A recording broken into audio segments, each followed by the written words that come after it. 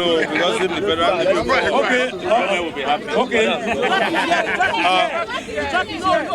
It's here. Here it's fine. We'll deal with that later. We'll do that one later. Yes, sir. Listen. One house. Fellow Nigerians, we are gathered here not as politicians. We are gathered here as citizens who are concerned about what is going on in the country. What we are discussing is not politics. We are discussing citizenship. Yes, sir. What the National Assembly is seeing today, with all of us in front of them, is what they ought to be seeing every day. There's no parliament you go in the world where the citizens are not found in the gallery and around the parliament making one case or the other. So this is not a protest. This is participation in democracy. And many more Nigerians should make this a daily activity. Whether you are concerned about water, air quality, education, whatever is the subject matter that concerns you for that day, you have a right to come here and remind our constitutional representatives that they have zero power except the power they are exercising on our behalf. Yes, that's number one. Yeah. Number two, what we need to understand is that we have a history of people rigging elections.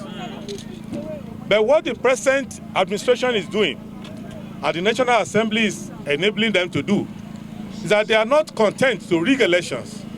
They want to rig the rules of the election. They want to make election rigging part of the law. So what we are fighting for is not just one clause in one bill. We are fighting for the principle of freedom. What the Tinubu administration is doing to us, and Adebayo is leading the National Assembly to do, is that they want to reverse our independence. That independence we labored, our forefathers obtained from the British. They want to become black-skinned imperialists. And how are they doing it? They have no skill in governance. They've shown that already. But they don't want to leave the scene. And they want to make election to be an empty ritual where the citizen knows that I am just coming there like a prop in a movie. I don't count. The script is already written. And that is why President Tinubu said when he was coming, the power is not begged for. You don't beg the people for power. You go and grab it like a pickpocket, like an armed robber. You grab it, you snatch it, and you run with it. And the citizen of Nigeria, in his mind, will do nothing. What we want them to know is that we can lose on the issue of governance, because we know that next time a better government will come. We can lose on the mismanagement of our resources. We know that when we hold elections, we will correct it. What we cannot lose is our sovereignty. We cannot lose our sovereignty. We cannot be a people who are not free in our land. So this movement for credible election is not a political movement. And don't assume, because Nigerians have a Messiah problem, don't assume that there will be Obiese Gosele coming to fight for you tomorrow. There will be Israel Buba fighting for you tomorrow. This is not how you are going to be free. How we are going to be free is that as we are doing it here, you do it in every part of your community. Yes, sir. If you lead a church, you make it a sermon. Yes. If you lead a mosque, you make it a sermon. Wherever you are, if you are a leader of a community, because there are three principles implicated in what we are discussing. Our government is saying, through our law, that we are dishonest people, that we cannot do anything fairly. And we have been doing that to our people for a long time. A student who goes to write an entrance examination is not sure that what he does in the exam will determine the outcome. A person who goes to work doesn't believe that what he does at work will determine his remuneration or promotion. Everything we do in our society, our leadership, have made dishonesty a national character. And Nigerians, we are not dishonest. It is a dishonest leadership that we have. Yes. Secondly, that we cannot be fair and just. Already, the government has taken over all the resources of the country. They've appropriated all the wealth of the country to themselves. They have captured all the governors and people elected for the variety that they brought in the election. They've now approximated and unified everything into one singularity to serve one man, one system. Now, they want to make election a foregone conclusion. And this is a country where the government says they have arrested coup plotters, and that the coup plotters will face death sentence, life imprisonment, other punishment. And the government itself is a coup d'etat. Yes. So we cannot allow for them to assume that we are quiet. And let me tell them, what we are doing here today is our right. Yes, sir. And it's our love for the country we are expressing. Yes, sir.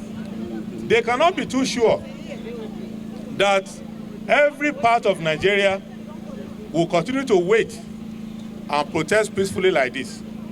So the earlier they abandon that attempted coup and do the right thing, the best for the country. Yes, sir. As it is today, our president is being supervised from Washington on how to be a commander-in-chief.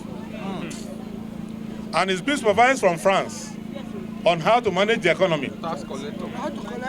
Does he want to be supervised from abroad on how to conduct elections? India has 10 times of our voting population. They don't even discuss free and fair election anymore, because it is an insult to the Indian spirit that you would think the election is not fair. So this is the last time there will be a crowd that will come out to discuss free and fair election. It should be part of our national expectation and our natural habit. Yes, yes. So there's a long speech here, or long 21-point statement. That statement will be shared to the press, deem it as read, because there are other leaders here. But the conclusion I will make is that what we are also doing here is a spiritual exercise. Yes, sir. Because you can lie to yourself, you cannot lie to your God. Yes. Yes. So you cannot say, I pledge to Nigeria, my country, to be faithful, loyal, and honest, to serve Nigeria with all my strength, to defend our unity, uphold our honor and glory, so help me God. Why are you asking God to help you if you are not honest? Why do we start National Assembly with a prayer? House will start with a prayer, end with a prayer. Senate will start with a prayer, end with a prayer. Federal Executive Council will start with a prayer, end with a prayer. But in between, everything's a lie. We cannot be like that. So I plead with the government, they should realize that they are ordinary people like us, and that the government seat is a barber's chair. You sit there, they barb your hair, another person sits there, they barb his hair. It does not belong to anybody. Therefore, they should not set the country on fire. They should not assume that one, after a few days, we are going to get tired. It's not going to happen. It's just beginning. Secondly, they should not assume that they will remain there if elections are not held. An election will not be held under a law that is already a burglary of the vote. So I plead with you all, and the media, be on the side of the people. Don't confuse issues. Don't say there's a clause there, there's an argument there. I've been listening to morning shows, evening shows. Journalists don't understand simple English anymore. Even though someone have PhD in English, they have PS in communication, they are confusing things. It is not everything that is money, that is commerce, advertising. No. You need to have a country. I served in Liberia after the war as a United Nations appointed commissioner, and ECOWAS appointed commissioner. It doesn't matter whether you are editor-in-chief, chief justice. If you don't have a country, if you have lawlessness, if you have anarchy, you are just a simple refugee anywhere else in the world. And this country, God wants to answer our prayer. Why don't we want to be honest? Let us be honest, and I say God bless